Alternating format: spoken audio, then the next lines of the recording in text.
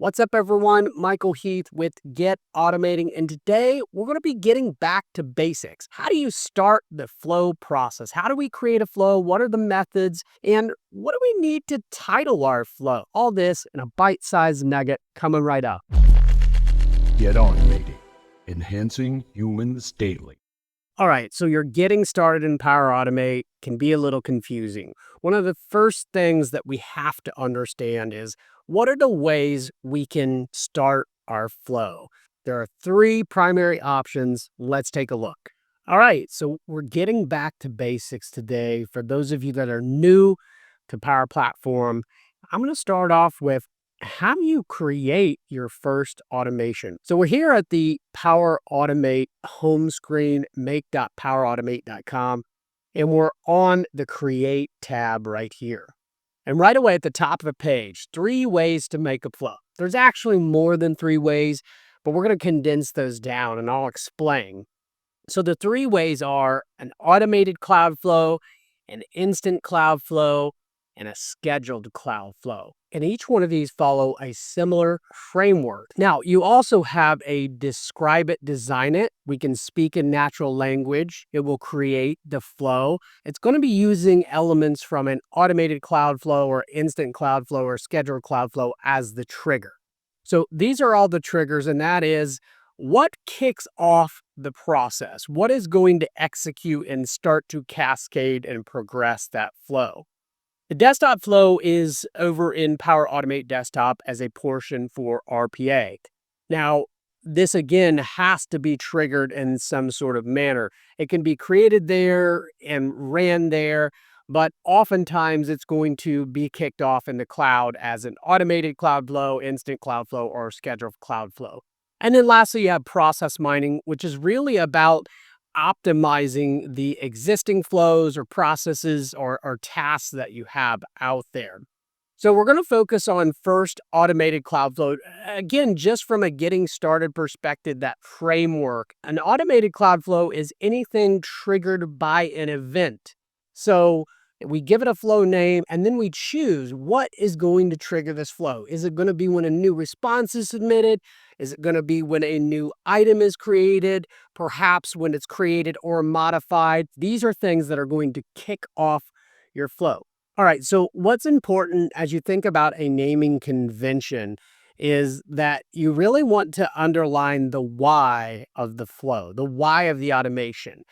For me, I like to first state the solution that the flow is a part of, as you'll have multiple flows that could be a part of a solution, and then the why of this particular automation. So for instance, my flow is a part of the team engagement solution.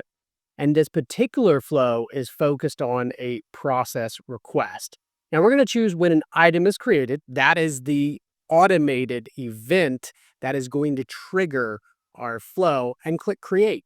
Now, when you hop in here, generally speaking, the trigger needs some additional parameters before we can continue on and add an action. So in this particular use case, we'll add the site address and the list name, and then off we go.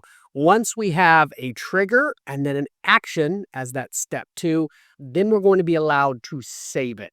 All right, so the next one here, so instant cloud flow is triggered manually as needed. Now, there's a few different ways that this can happen. We can use the mobile app to trigger the flow. We can come in here to Power Automate and trigger the flow. And we can also use it within our Power Apps or command it to run a flow from Copilot. At the item level, we can trigger a flow to run. So for a selected item, we can act upon that within SharePoint. The differentiator here between a instant cloud flow and an automated cloud flow is that the human is involved in the process. The human is the one that is really kicking off this process. So let's just select for a selected item. Again, we'll call this test flow, even though we should be following our correct nomenclature. And we'll go ahead and click for a selected item. And we notice here, again, we're asked for the site address. So mimicking what we had earlier with our automated Cloudflow. And lastly, with our scheduled Cloudflow, we're going to be choosing a starting date, starting time, how often that will repeat. If it's every day, great. If it's certain days of the week, we can select that as well. We click create. The reoccurrence trigger actually is good as it is in terms of required parameters. Now we can go in and we can add our actions. So this is the framework needed to begin creating your automations. You're going to start with the trigger. So think about that process, and then you're going to proceed with your action. And that's how we start building our automations. All right, so you've got 3 primary ways to kick off a flow: automated, instant, and scheduled. Start thinking about what this means in terms of your solution. What is the best approach here? What makes the most sense given the desired outcome? I hope this has been helpful for basic understanding of how to get started. Get out there and get automating.